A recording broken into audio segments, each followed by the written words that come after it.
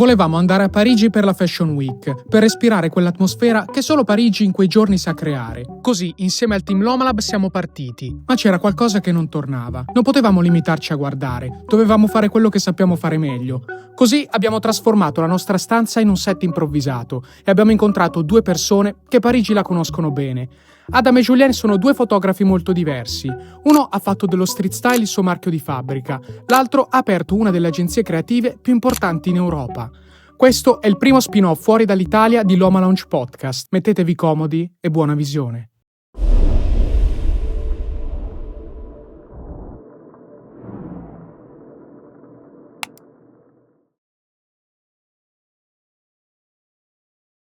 Lomalounge Podcast is the first podcast by Lomalab and ZEROTRECINQUE, where we interview and give spaces to young entrepreneurs, creatives, and designers to discover their challenges, their story, and to get inspired. I'm Luca from ZEROTRECINQUE, and today we're here in Paris with probably one of the few faces and the few names that we could have called when it comes to photography and fashion. So guys, let me introduce actually Adam, Katz, Sinding. Hi. Nice to meet you. I said it right? Yeah. That's like maybe the third time in my life anybody got my name right. So that's good. That's good. Super proud to be here and to meet you, actually, you Adam. So actually, we always like to start from the beginning. So talking about your career, we'd like to take a step back and understand what was the first trigger, the first action, the first event that even unlinked to what is your profession as of now is actually the beginning of it all. I don't know if it's a specific event or whatever. I'm from a city called Tacoma, which is the second biggest city in my state. And when I moved to Seattle, I worked in hotels for forever, just carrying people's bags and things like that, while I was in university. And I would go around taking photos of people on the street during my lunch break. I had a girlfriend at the time who worked at Nordstrom, which is like the big, like Rinascente or whatever, but for Seattle. Okay. And she worked in the designer department, and she was really interested in fashion, as was I, but like her knowledge was much higher than mine for women's wear specifically. And she started showing me these, what were then blogs, like the Sartorialist and Jack and Jill and all of these, Garant Soiree, and I got inspired by that. I guess that would probably be the biggest catalyst to starting taking photos of people. But I mean, it definitely was just a hobby at that time. It took years and years and years until it became something that you could even consider to be a job. So actually, so you said that the whole inspiration from the magazine and the blogs was something that inspired you, but you already started taking pictures during the breaks. So actually, what was the inspiration or the trigger, or what motivated you to take pictures during the breaks and not just enjoy and spend some time off with colleagues? Or I don't really do, like, I'm not like Italians where I like to have holiday. Like I've come from this very, like, I don't know, I don't need time off. I'm sure I do, but I don't think that I need time off. So the idea of like going and sitting and doing nothing is very much not in my, it seems like time wasted. All right. So, I mean, if you want to take it to like an existential like level, then I think that taking photos is a attempt at immortality, probably subconsciously, and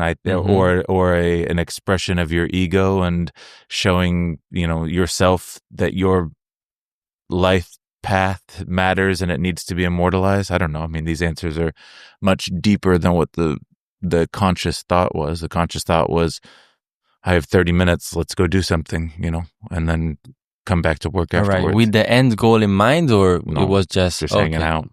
I mean, I don't know. I don't think that I ever thought that I was going to be a photographer. All right, because making a bit of research, we can find out that actually your father was an amateur photographer, or actually already had the passion. Yeah. So you can see that as something that has come down to you and actually was, taken from your dad. Yeah, I mean, I inherited his cameras when he passed away, but like, it was film photography at that point in time. But I think I had to wait until digital photography was invented for me to be able to really get into it because I'm very much a instant gratification kind of person. Like I don't think I would want to wait for the photos. Also, spending the money every time you push the button, I don't think I would have been able to justify taking a lot of photos.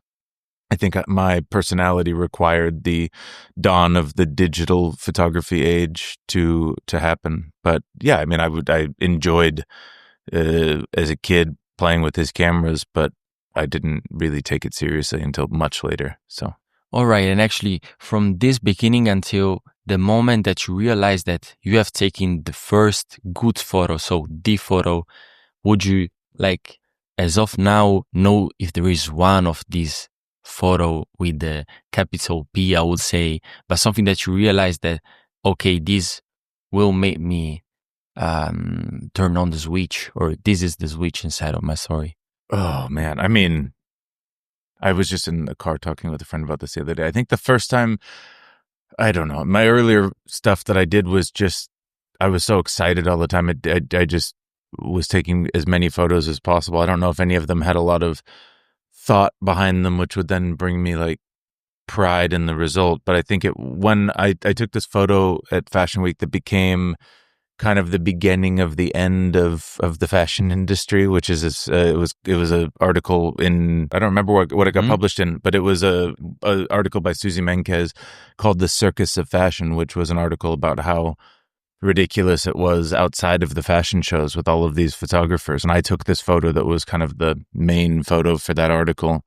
I don't even remember what year that was. It must have been 2014, 2015, something like that. But aside from that, I don't think that I liked my photos back then for myself, but looking at them now, it's like they're terrible. Like really, they're bad photos. Like it's not a self-deprecating thing. They're just not great photos. All right. But that's actually something, that pattern that we recognize. Like when you grow up also in your career, you always look at your previous work with a different eye. And taking this in consideration, when did this actually become your job with the first paid shoot and the first paid opportunity you had to work in photography linked with fashion? The only money I've ever made, or the first money that I ever made from photography, was through fashion. So it would have been, I mean, I was shooting for W magazine during the fashion weeks. So they would give you an agreed rate to go to New York, London, Milan, and Paris. And you have to pay all your own expenses to go there. And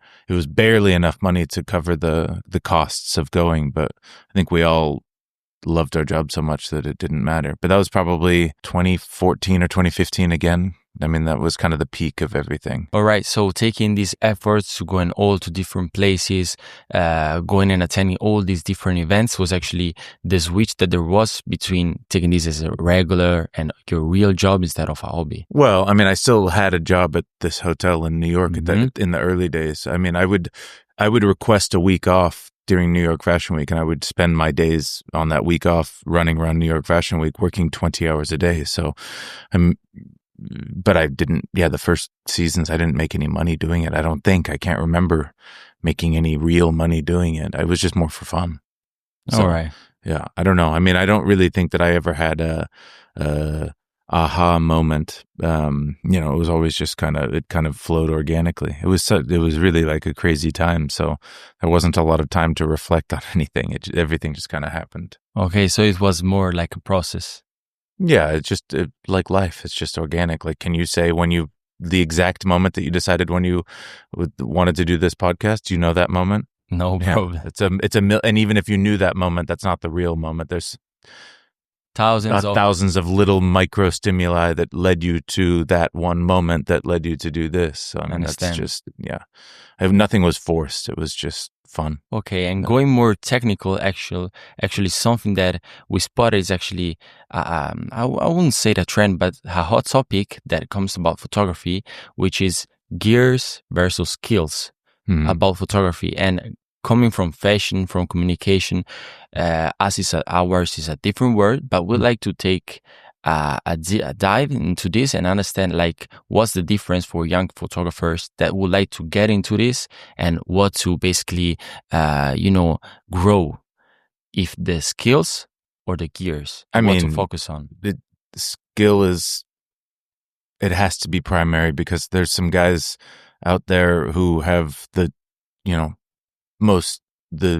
cheapest camera you could buy, who are taking incredible photos. Like, you look at a lot of these guys, maybe not anymore, they've upgraded, but back in the day, you look at these French photographers like Marc-Henri and Goldie and Alex, and these guys, they started off with, not the best lenses. They weren't bad cameras, but they were just, not the best. And I've of the other school of thought where it's like, you get what you pay for. Like, I may as well have the best gear to give me that edge, but I'm like that with everything. Like, I'd rather have the, newest MacBook so that I don't wish that I had it when I need it, right? But it's like running. You can buy the shoes that, they set the world record in. If you don't train, you're never going to be a good runner, I understand.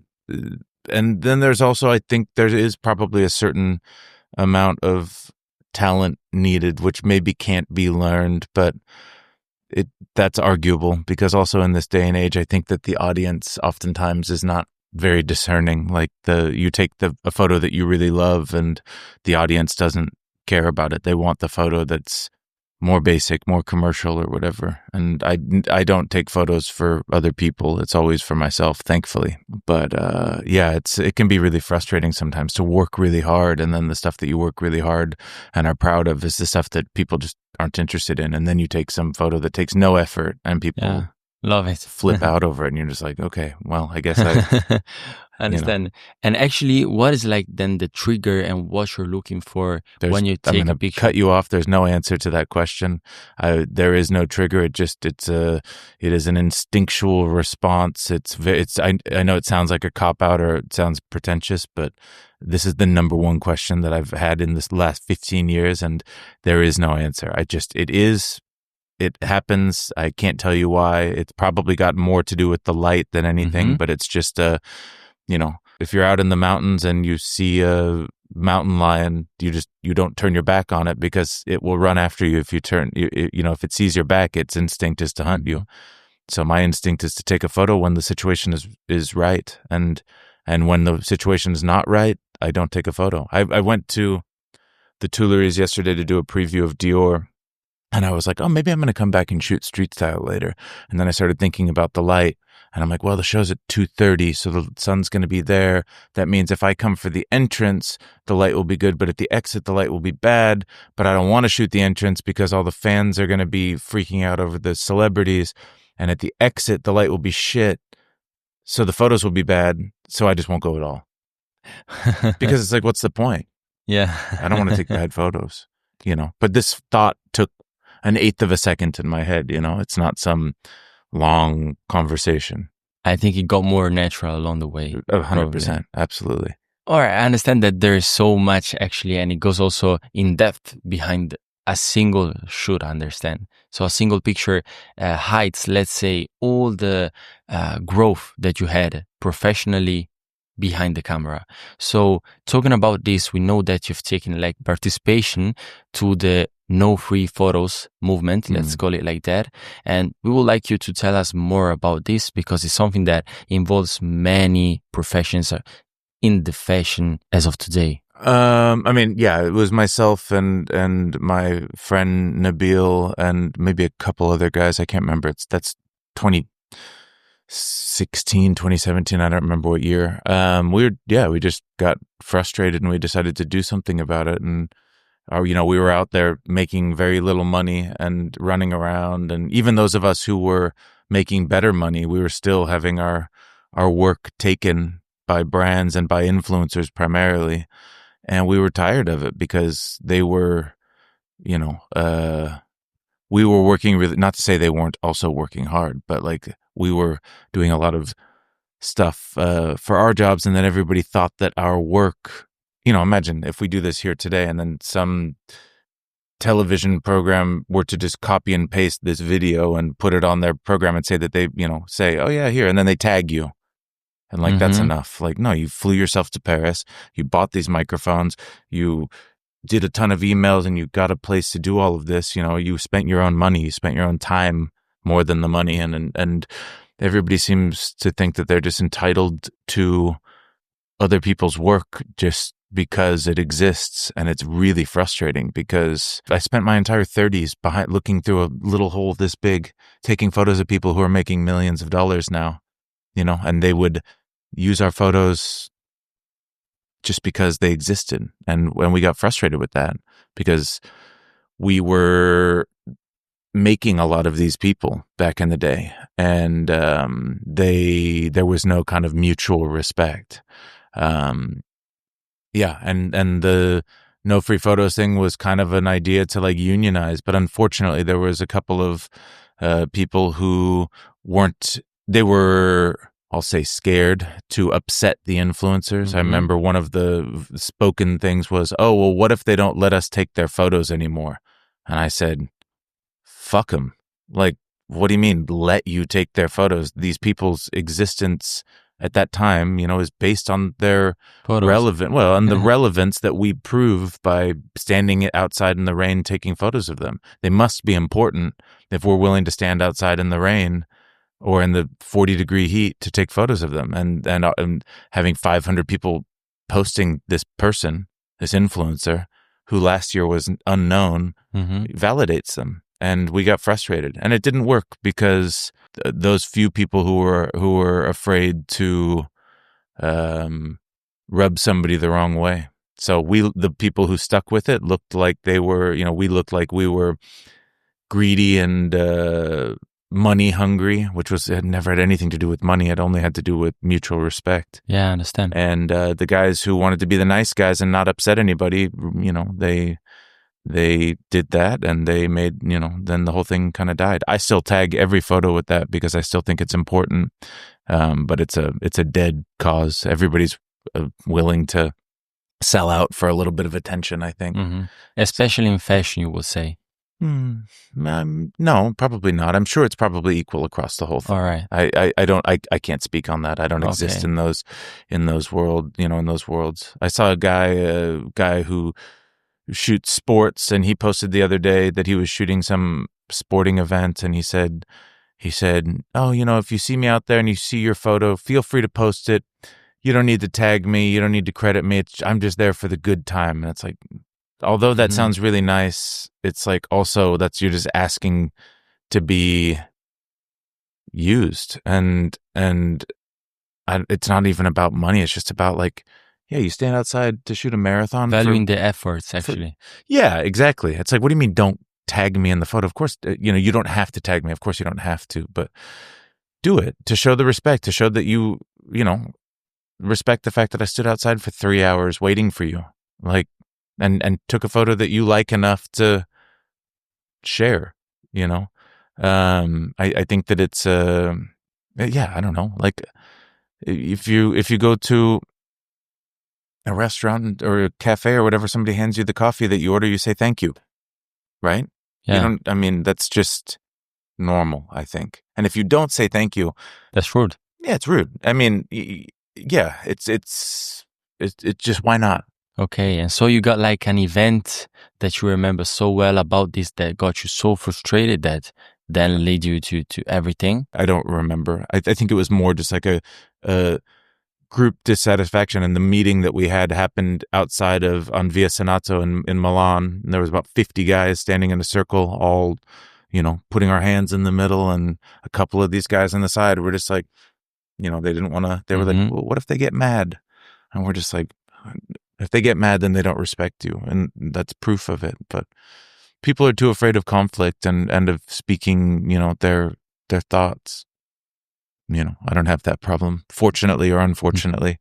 Sometimes people hate it, but at least I don't carry that stuff around with me and be afraid of, the way other people view me. I don't know. I don't go around saying terrible things about people. if somebody seems to be overtly disrespectful, I like to say, hey, why did you do that? Because nobody wants to be called out. I think that sometimes people need to be called out. Well, that's fair.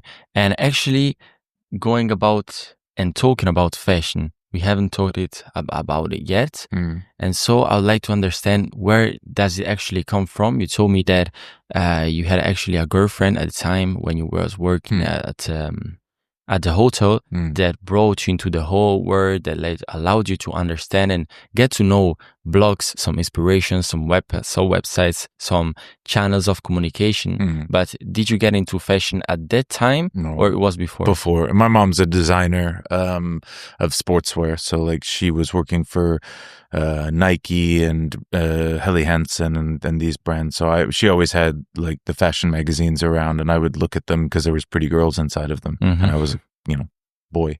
So, I don't know. I mean, it wasn't until I started working in that hotel in Seattle that I actually got into it, because I worked with there was this guy who was like slightly above me in the hotel who was like very well dressed, and I thought that he was cool, and I got a little bit inspired by that. And I couldn't believe how expensive, when I went to the store that he bought some of these things, that I couldn't believe how expensive the stuff was. It blew my mind. Like I was wearing like skateboard t-shirts that cost $15, and he's got some Louis Vuitton wallet that cost $500. I couldn't imagine that was real. And I was also like so blown away by it that it made me curious. Like, why is this so expensive? Why is this better? I mean, I thought Louis Vuitton was ugly, like, but I was also very curious about it. And you found the answer for that? No. I mean, there's a story, right? Everything has to have this story. So you learn about Louis Vuitton and you learn about his background and whatever, and, and where it all came from, and the story of how the craftsmanship, 100 plus years ago became something that people were willing to pay such a high price for. I don't know. I just found it fascinating. All right. And so starting from this trigger, this passion, how did fashion evolve inside of your photography? And actually, what was the milestone that you can consider you have achieved inside of fashion photography? And it's actually something that critically you can understand and say that, okay, this is something that I really respect, I still like, and I'm super proud of my work, of my projects. I mean, in the beginning, I was really much more interested in this very kind of like darker aesthetic, like what, if we want to put it into like a Milan reference, like the Antonioli styles from 10 years ago, the Untermühlmeisters and Rick Owens and Carol Christian Poles and Guidi and these brands, that were so popular. And everybody was really into this artisanal stuff, this handmade stuff, and that I was fascinated by that. And now I'm wearing all black again, but in a different way. But back then I only wore black, and for 10 years I only wore black. And I think that was also a bit of my niche when I moved to New York, as I was one of the few people who was really focused on this aesthetic, whereas other people were more interested in the Balenciaga and the Marc Jacobs and, this kind of stuff. The old Balenciaga, not this Demna shit that happened. And so that got boring after a while, because that aesthetic never really changed at all, and whereas everything else changed. And I think that I wanted to participate in the novelty of, Pro Enza Schooler and all of these other, brands that were doing cool, cute, girly stuff, or, dressy women's wear, or, sharp men's wear. And so that's the evolution of my photo style. I mean, as far as like the milestone, I've shot some huge campaigns for Tom Ford for some years. I think that was probably my crowning achievement. I shot 5 of those. Being on set with Tom Ford was fucking crazy, like super crazy. I mean, only the fact that it was just me and Tom Ford there. It's not like he was very cool and chill. It was very not crazy, but it felt crazy to be in that situation, which, I never saw myself in that position, working in a fucking hotel, carrying people's bags, and then I'm down on the ground with Tom Ford organizing shoes for a photo. It's like, okay, like, what is this life? Anyway, but yeah. All right, so this is actually the crowning, I would say. It's one of them. I mean, yeah, I did some books that were pretty successful. Virgil Abloh wrote the foreword for my first book. And Errolson Hugh of Acronym did the one for my second book. I mean, that was also very validating, but I was less interested in it because it was my own work, whereas the Tom Ford stuff, it was like I felt more important in that moment. I think, in the industry, I think that I felt like that mattered more. Okay, so actually, you've met so many people inside this industry, and who was the person that gave you the most in terms of knowledge and in terms of actual also working ethic? And life ethic out of it all. I can't answer that because I'm gonna give you an answer, and then I'm gonna walk out of here and I'm gonna remember the real answer or whatever. Someone who actually, as of now, if you think about the way you work, really inspired that every day you carry that knowledge, that tip. That I don't think anybody gave me verbal tips. I think it's more just like being in the presence of other people. I think Tommy Tan probably is the person who I was the most inspired by. I think most of us are, to be fair, because kind of the barometer that we use when we're at a show, maybe not so much anymore, but definitely back in the day, and not because of Tommy, but just because the industry has changed, is like you'd go to a show, and if Tommy was there, you kind of see him out of the corner of your eye, and everybody else is left, and you're like, but Tommy's still here. He knows something. I have to stay. If he's here, then that you should be here. And if you'd look out of the corner of your eye and he'd left, then you're like, okay, we can go. There's nothing else here. He would know if there was some incredibly rare model that was going to come out. He would know. So I think that's always kind of been my barometer for what's valid. His knowledge is wild. Like, I always think that I'm a nerd, or more. I'm less interested now, but that guy knows everything about everything in fashion. It's crazy. Okay, so actually, you got inspired, but what were like the features of these people who inspired you that still today you bring with yourself, or like a pattern that you spotted inside the behavior of all these people that today you consider as inspiration? I mean, just being there. I think photography is so much about just being there. Like I was in the Marais like probably 1 year ago, and I saw Scott Schumann, the sartorialist, standing on the corner taking photos of random people as they walked by, which is how all of this started, right? Like we used to go stand around. Like the first time I came to Italy, I remember going to Antonioli and seeing Danny from Antonioli and taking his photo on the street. That was like a real thing that we used to do. And that doesn't really happen anymore. And that's the sad thing about street style, is like it's become a fashion week only kind of thing for the most part. Mostly because most of the guys and girls that started doing it became so jaded by this incredible stuff that you would see at Fashion Week that normal day-to-day stuff is almost uninteresting, which is actually not true. It's just at least that's how my brain works. I find it very hard to be motivated to go stand on the streets in Copenhagen for 8 hours to maybe take a photo of 1 or 2 people. Seeing like Scott standing on the street in the Marais, maybe, he's going to get no photos, but standing there looking for real people and fashion people at the same time, I was like, fuck, people still do that? Like, how cool is that? And the fact that this guy who like helped to start all of this still goes and stands on the street corner, like how it should be. I was like, wow, that's really impressive. I think I said to him, I was like, man, it's really like crazy to see that you still do this. Like, I wish I could do this, but I like that. I think that's, there's a lot of integrity in that. And I think that the integrity for a lot of the industry is gone. So it's inspiring to see those kinds of people still, pushing that same old trick that, works, I guess. Whether or not, and it's not for the views. Like, you're not going to get likes and views in the way as if you take a photo of some famous blogger. But I don't think most of us really care about that. It's like how you said with guests. It's like you occasionally have to have somebody who will bring the people to the podcast, and then you can have real people on as well, so that the audience you can get the eyes on it. That's important, unfortunately. From a consumer, I would say, point of view, and going on your Instagram page, which as of today, I can say that also for photography is like your main way to display and to put outside your work. what a consumer can see and what a Instagram user can see from your actual account is your work. And the work is very often we see shooting inside of the backstage, inside of fashion shows. And so talking about your work as of today, also here in Paris during the Fashion Week, how do you structure this work? How do you handle the Fashion Week? And how do you handle these kind of works? I mean, you don't have a choice. Like, you just have to do it. It's a month, and you just understand that, like, today's going to be really crazy. Today's going to suck. Like, I'm going to be awake and tired and standing in the rain or standing in the cold or, you know, whatever. And there's no structure.